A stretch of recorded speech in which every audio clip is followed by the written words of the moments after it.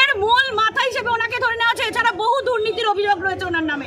সেই জায়গা থেকে আমরা বারাসাতবাসী, গোটা বারাসাতবাসী চাই এই সুরিতা পাল যেখানে কোথাও জায়গা পায়নি আরজিকর থেকে বিতাড়িত, সেই জঞ্জাল কেন বারাসাতে এলো? আমাদের একটাই প্রশ্ন, গো ব্যাক সুরিতা পাল। এখানে সুরিতা পালকে আসতে দেওয়া যাবে না।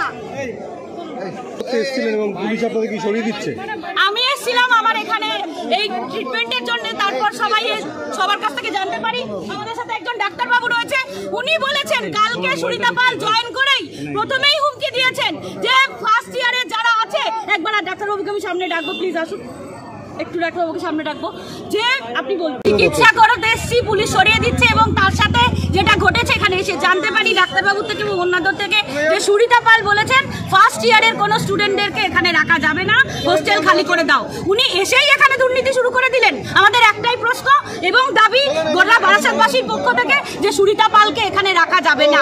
আমরা প্রয়োজনে ডিএম পর্যন্ত যাব। আপনার নাম? সৌমি রাজু। চলো